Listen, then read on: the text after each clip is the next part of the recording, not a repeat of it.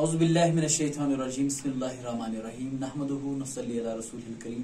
Doctor बच्चों सामने किराम अस्सलाम वालेकुम रहमतुल्लाहि व बरकातुहू। बस तुहंद मेजबान तुहंद वस्ताद फारूक शाहीन।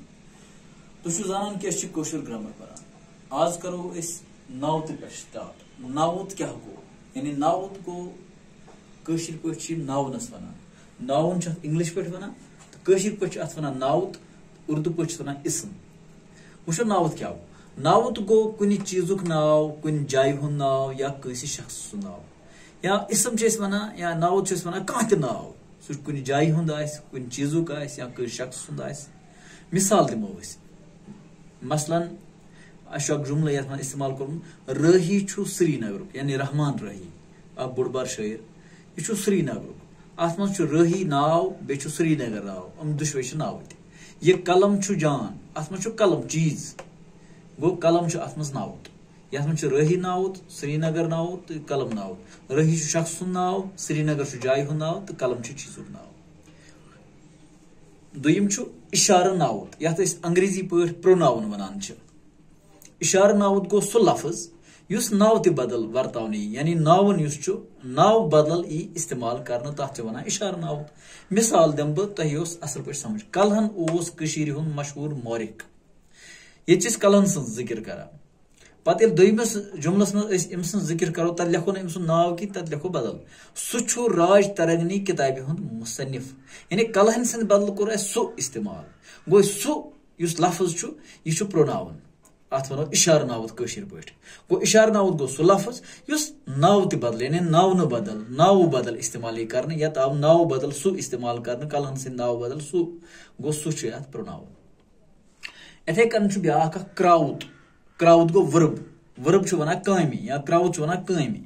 क्राउत तथ लफ्जस वनान यथ मज कुन कामि हंस बावत तो यथ मज कह नत कह जमान मौजूद यानी कह तम कुन कामि हुंद कुन लफ्जस मज बावन आमुत मगर सह कम आसा पथ कालस मज अज कालस मज या सह यन वलिस कालस मज यानी फ्यूचरस मज।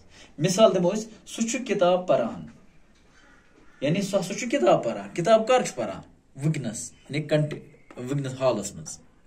असलम बत खवान मे कर मतलब गो पास्टस मज माजियस मज पथ कालस मज खवान गो वुकनस खवान किताब परान गो वुकनस किताब परान गो यथ मज परनच यथ मज खेनच यथ मज कह कर मगर ये मे कर यानी पथ कालस मे हसा कर्मज वुकनस करान कि या कर कर्मज। बत खवान गो मतलब वुकनस खवान बत इथे कन परान गो वुकनस किताब असलम सह किताब परान यानी वुकनस किताब परान गो यह हालच।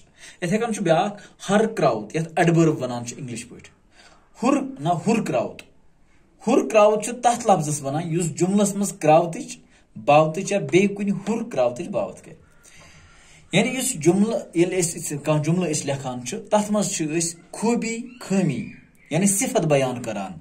क्राउत गो वर्बच काम सिफत बयान करान बावत गो कुछ सिफत बयान करान। मिसाल ये दिमो तेल यो समझ तम गिंद जान यानी हको वन तम गिंद मगर ये जान इस्तेमाल कर तम गो तम हसा गिंद मगर गो गिंदन जान।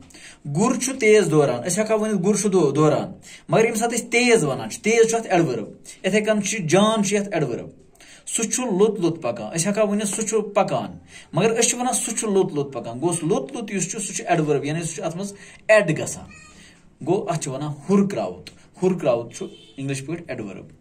तो टाठो बच्चों मे उम्मीद कि तुह आसनो यम टर्म्स समझ आमस इंशाल्लाह पको ग्रामरस मज बे ब्रो कुन। अगर तुह मेन वीडियो पसंद तेल कर यह चैनल सब्सक्राइब तो बेल आइकन दबाइयो ताकि तुह मिलन ताज़ वीडियो। दियो इजाजत। अस्सलाम वालेकुम।